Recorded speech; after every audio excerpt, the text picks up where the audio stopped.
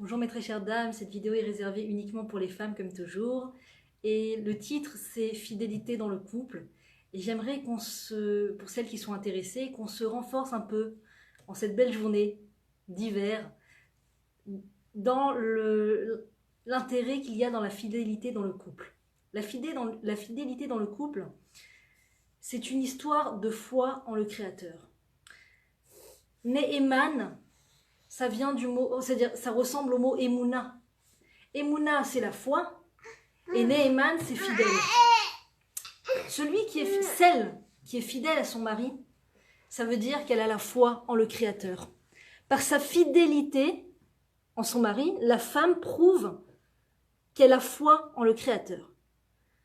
Sachez, mesdames, que toutes les rencontres masculines que vous allez faire dans votre journée, hormis votre mari, sont comme des envoyés d'Hachem pour tester notre fidélité vis-à-vis de notre mari. Dieu met un thermomètre dans notre cœur et il nous fait rencontrer toutes sortes d'hommes au long de la journée. Ça peut être un vendeur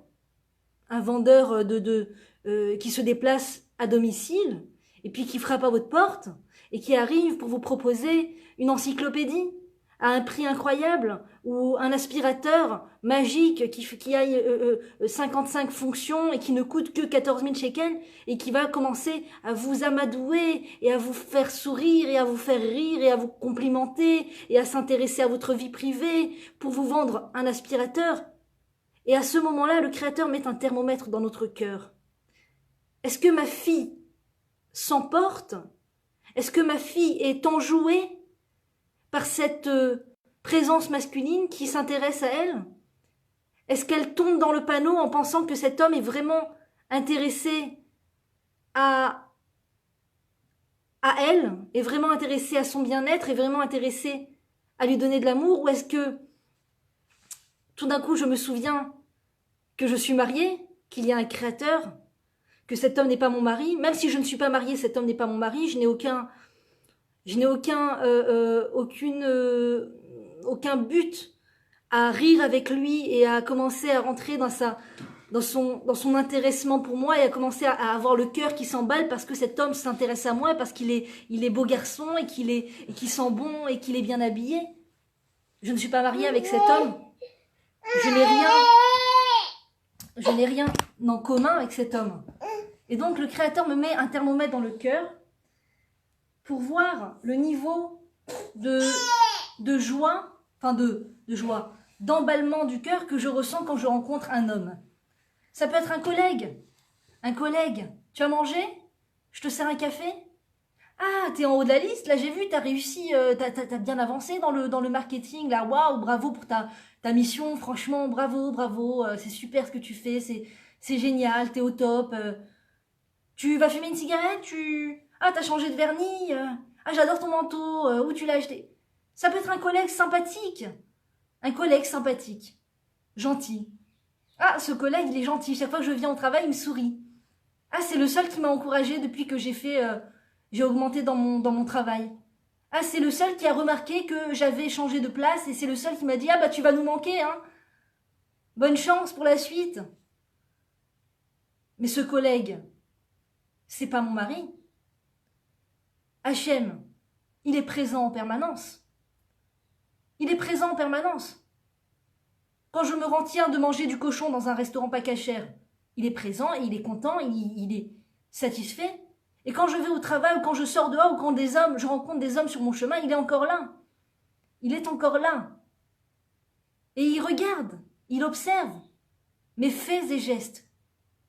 Est-ce que lorsqu'un homme me tutoie, est-ce que lorsqu'un homme tente de me faire rire, s'intéresse à moi, à ma vie, me fait une démonstration d'intelligence incroyable, ou une démonstration de propreté sur lui, ou de n'importe quoi qui démontre ses qualités devant mes yeux? Est-ce que tout d'un coup je vais avoir le cœur qui va palpiter, le cœur qui va s'enjouer? Est-ce que je vais avoir dans mes yeux de l'admiration pour cet homme? Est-ce que je vais par mon langage corporel ou ma façon de parler, de m'exprimer, je vais exprimer un enjouement, ça le Créateur voit tout. Et une femme mariée juive doit faire très attention de se protéger de la légèreté d'esprit, de l'oisiveté. D'abord parce que le Créateur l'atteste. Combien de confiance en moi a cette femme? Combien de confiance a en moi ma fille? Combien elle est fidèle envers son mari et envers moi qui lui a donné des lois de pudeur et des lois de se réserver en tant que femme mariée. Hachem y voit tout. Et une femme qui réussit ce test haut la main, qui ne démontre aucune engouement, enchantement, admiration vers un autre homme que son mari, et qui au contraire, ça c'est sourmera. Sourmera, c'est éloigne-toi du mal. Éloigne-toi de faire le mal. Éloigne-toi maintenant de te mettre à rire avec un homme qui n'est pas ton mari. Et quel que soit l'âge. La différence d'âge n'est en rien une permission à la liberté, à l'oisiveté et la caloutroche, la légèreté d'esprit. Je peux avoir 50 ans et avoir devant moi un petit jeune de 18 ans, ça ne me permet pas plus. Je me rappelle, moi je me souviens quand on était jeunes, on était des groupes comme ça de copains, copines, et puis des fois on rencontrait une femme, une mère de nos amis qui se mettait à s'adresser aux garçons de notre groupe comme si qu'elle était aussi jeune que nous, comme si, ah les jeunes, ça va, ah les mecs, ah vous êtes beaux, elle est beau gosse, et vous êtes des beaux gosses, ah là là, vous êtes... Une maman des filles qui avaient notre âge. C'est pas parce que la femme, elle a une grande différence d'âge d'avec les jeunes hommes qu'elle rencontre qu'elle a le droit d'avoir une oisiveté, une façon de parler comme ça attirante et de complimenter ou de choses comme ça devant des jeunes hommes qui ne sont pas son mari ou qui ne sont pas ses fils. Il faut faire très attention. Une femme n'a pas le droit de toucher un garçon qui a plus de 9 ans. Ça dépend des rabbinim. Je sais qu'en tout cas, 9 ans, c'est la limite maximale où on a le droit de toucher un garçon. Ça veut dire que même si j'ai 60 ans et que l'enfant a plus de 9 ans, a déjà atteint 9 ans, je n'ai pas le droit de le toucher. C'est pas ça attirant, c'est pas attirant, mais il n'y a rien d'attirant dans une femme de 60 ans, il n'y a rien d'attirant dans un garçon de 9 ans. C'est les lois de la Torah. Et quand je vais les yeux fermés avec les lois de la Torah, Hachem me protège. Hachem est content. Hachem m'encourage. Hachem m'envoie des miracles. Il m'envoie une Ashgacha pratit encore plus incroyable, encore plus importante. Donc c'est un test sur lequel on va toutes être testées. On va toutes être amenées à rencontrer des hommes sur notre passage. La question c'est, qu'est-ce qui se passe dans mon cœur? Qu'est-ce qui se passe en moi? Donc comme je vous ai dit, il y a sourmera, c'est je m'éloigne du mal. Le mal, c'est commencer à parler, donc ça c'est le mal. Va assez tov et fais le bien, c'est-à-dire je mets des barrières. Je mets des barrières, je ne sais pas si je vous ai raconté une fois. J'étais à l'hôpital, je venais d'accoucher. Et il y avait une femme aussi qui venait d'accoucher. Et ce Shabbat était en train bientôt de rentrer. Et elle faisait les préparatifs avant Shabbat, comme ça. Et puis elle me dit, attention, on n'éteint pas la lumière. Je lui dis, oui, moi je fais Shabbat. Elle me dit, d'accord. Et puis il y a un homme qui est venu pour lui dire l'heure du kidouche. À quelle heure il allait faire le kidouche? Il allait faire la prière sur le vin pour Shabbat dans l'hôpital. Et elle n'avait pas bien entendu l'heure. Alors je la vois se rapprocher de lui et elle lui parle, mais en lui parlant, en lui posant une question, elle ne le regardait pas dans les yeux. Elle regardait à côté. Elle regardait à côté, elle lui dit « Slicha, be'eze sha'a ha'ashash ala kiddush ?» Je la vois, donc elle est face à lui et ses yeux allaient ailleurs. J'ai appris une leçon ce jour-là extraordinaire. J'ai dit « Cette femme a une pudeur incroyable. Elle ne regarde pas cet homme dans les yeux. » Parce que oui, c'est vrai. Quand on regarde dans les yeux, il se passe quelque chose. Donc c'est super. C'est super. Quand tu veux parler à ton mari et que tu veux créer une proximité entre toi et lui, regarde-le dans les yeux.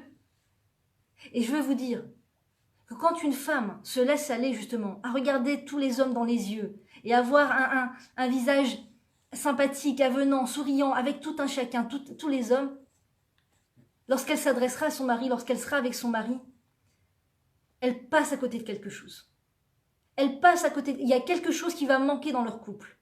Toute l'énergie de chaleur et d'amour et de sympathie qu'elle a donnée avec tous les hommes qu'elle a rencontrés, que Hachem lui a fait rencontrer sur son passage. C'est Hachem qui les envoie, ces hommes. C'est pas un hasard. S'il y a ce vendeur aussi coquet, avec un parfum incroyable qui rentre chez moi me vendre un aspirateur. C'est Hachem qui l'envoie pour me tester. Si une femme se laisse aller à prendre du plaisir à cet homme qui lui pose des questions et elle rigole et elle se... D'accord ? Comme si que son mari n'existait pas, comme si que cet homme n'avait peut-être pas de femme. Eh bien, elle rate quelque chose dans son couple. Dans son couple, automatiquement, les liens d'amour seront moins forts. Les liens d'amitié entre elle et son mari qui auraient pu avoir ce même jour seront moins forts. Ça volatilise du lien avec son mari. Tout le lien charnel, tout le lien agréable que j'ai avec un autre homme, ça volatilise de notre énergie d'amour, de notre couple à nous, à soi et à son mari. Il faut le savoir, c'est très important. Et donc, Asetov, ça veut dire je fais des choses, je mets des barrières entre moi et ces hommes qui vont encore plus m'éloigner de la faute. Donc, par exemple, ça peut être de ne pas regarder dans les yeux. Ça peut être de mettre une distance physique, de s'habiller pudiquement, bien entendu. Plus la femme est pudique, plus ça la préserve de l'oisiveté et de la légèreté d'esprit. Plus la femme annonce par sa tenue vestimentaire qu'elle est sérieuse et qu'elle est mariée, donc elle coupe ses cheveux. Si elle n'est pas mariée, alors elle est quand même sérieuse parce qu'elle s'habille pudiquement. Plus le titre est clair. Plus le titre est clair. Je ne sais pas aussi, je vous ai raconté cette histoire quand j'étais en début de renforcement spirituel, mais je ne me couvrais pas encore la tête. J'avais une amie à cette époque-là qui se couvrait la tête, Baruch Hashem, et on est arrivé à un mariage. Et le mari, le khatan, celui qui se mariait ce soir-là, a couru vers nous comme ça. Et à moi, bon, je ne savais pas encore que c'était interdit de faire la bise, donc à moi, il m'a fait la bise. Et il s'est tourné vers ma copine, il lui a dit « Ah, toi, on touche pas ». Ça veut dire que sa tenue vestimentaire annonçait « Je suis sérieuse, je suis mariée ». Moi-même, j'étais mariée. Toutes les deux, on avait le même statut de femme mariée. Pourquoi est-ce que elle annonce « On ne touche pas ». Moi, en tout cas, ce jour-là, j'ai pris une grande leçon et j'ai dit « Je veux aussi pouvoir être ce type de femme que quand on la voit, on dit « On recule et on ne touche pas ». Que j'ai pas besoin d'annoncer aux gens « Je fais pas la bise » parce que ça doit être une évidence. Ça doit être une évidence que par ma tenue vestimentaire, on ne me fait pas la bise. Je ne suis pas de la marchandise au marché. D'accord ? Je suis une marchandise réservée. Je suis un diamant réservé. La femme juive mariée, en tout cas, la femme juive est un diamant. La femme juive mariée est réservée. C'est un diamant réservé. Je suis un diamant réservé. Nous sommes des diamants réservés. Et ça doit être évident pour un homme qui nous voit que il a pas ça peut être l'homme qui a le plus de facilité comme ça à faire tomber les femmes comme des mouches et à les faire rire et à coller l'audimat, à coller à scotcher l'audimat quand il a des femmes devant lui, il fait rire, mais quand il rencontre cette femme sérieuse, tout d'un coup il perd ses blagues, il perd son humour, il balbutie, il sait plus parler parce que cette femme est là pour amener les barrières, pour amener les choses au clair. Donc, Asetov, c'est la tenue vestimentaire. C'est la façon dont je m'exprime. J'ai une amie, que Dieu la bénisse, très très sérieuse, très, très connaissante de la loi et qui réalise la loi comme il faut, Baruch Hashem, qui travaille dans un endroit où il y a beaucoup de patients qui rentrent, des patients féminines et des patients masculins. Et donc, elle se retrouve beaucoup face à des hommes qui sont là et qui font toujours le protocole de la politesse. Bonjour madame, puis-je prendre un rendez-vous, est-ce que le docteur est là, donc toutes sortes d'hommes. Et un jour, son mari était présent et il l'a vu s'adresser à un patient et ce patient lui a fait une blague apparemment et elle a rigolé, elle a ri. C'est une personne très âgée. Elle a rigolé. Quand elle est rentrée à la maison, son mari lui a dit « Écoute, je t'avoue que c'est comme ça que tu t'adresses aux hommes, c'est comme ça que tu rigoles avec eux. Enfin, C'est comme ça que tu leur parles. Elle dit oui, bah, y a pas d'autre choix. C'est les clients, c'est les patients, il faut être sympathique avec eux. Il dit d'accord, je vais poser la question à mon Rav si c'est permis de rigoler comme ça avec un homme. Il a été posé la question à son Rav. Son Rav lui a donné un dépliant et lui a dit lis ça avec ta femme. C'était toutes les lois, la manière dont doit et peut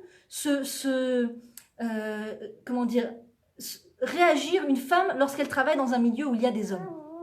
Comment une femme juive qui prend les lois à cœur doit comment dire, se comporter avec les hommes qu'elle rencontre au jour le jour, avec les clients, avec les patients.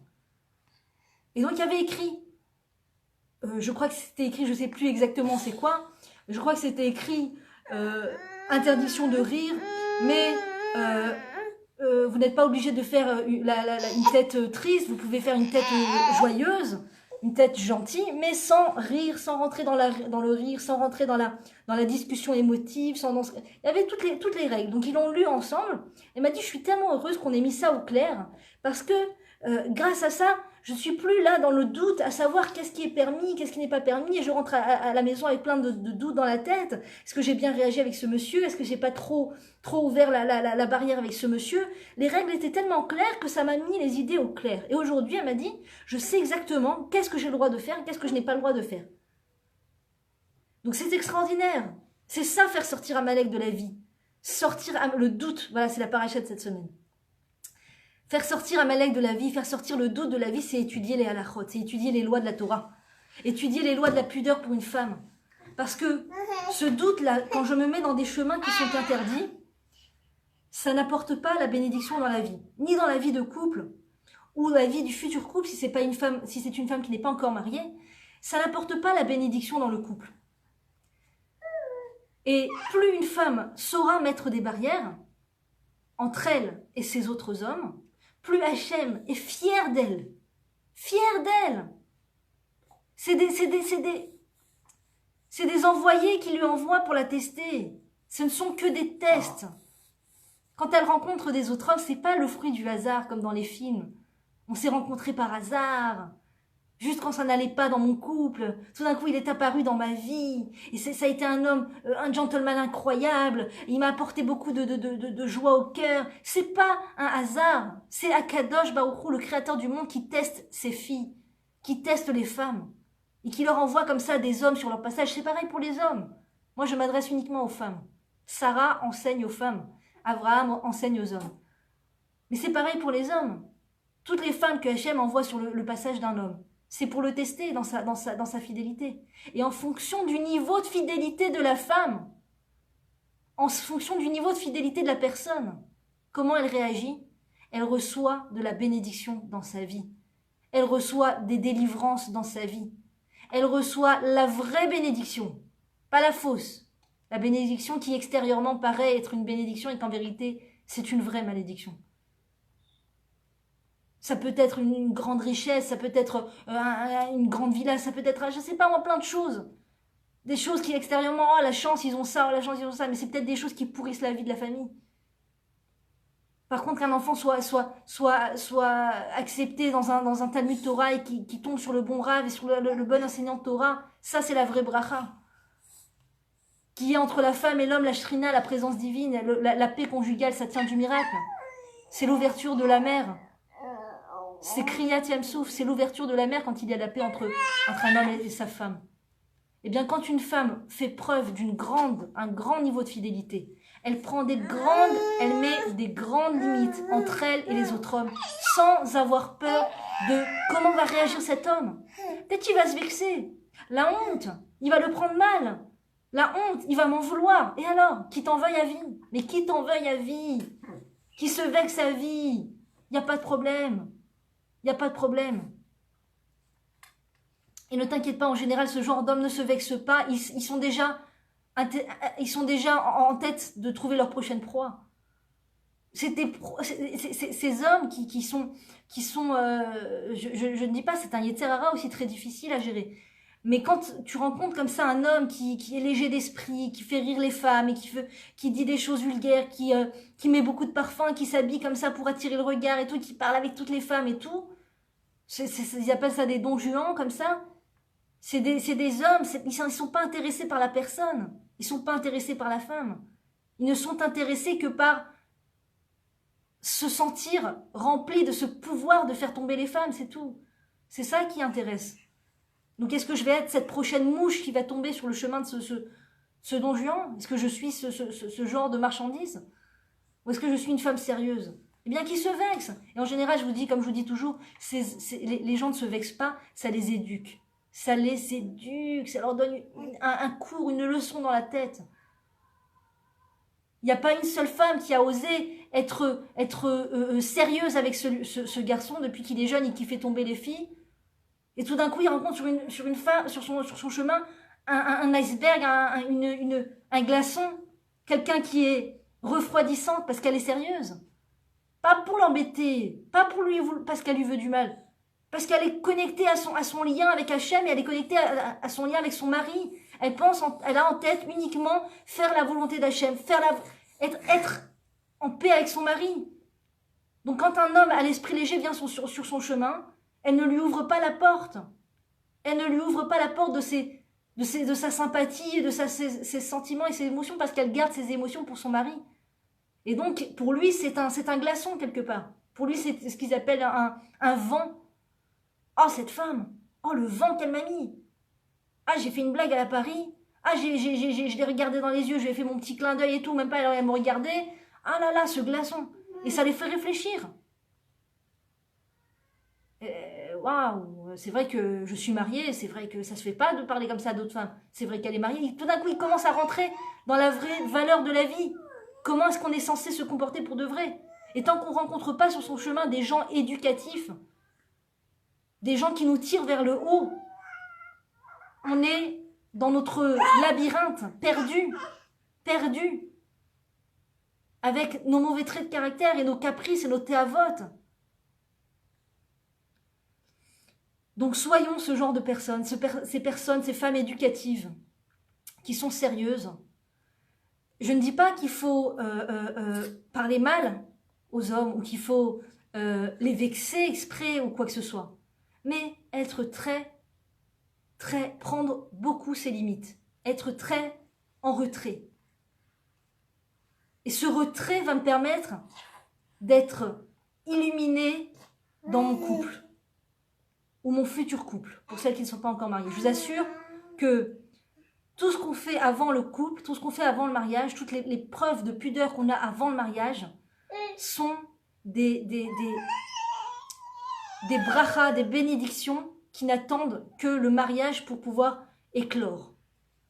Faut pas croire que c'est des choses perdues. Faut pas croire que parce qu'on n'est pas encore marié, alors on n'a pas besoin de se protéger, on n'a pas besoin de se... Quand on sera marié, on se protégera. Quand on sera marié, on mettra des limites.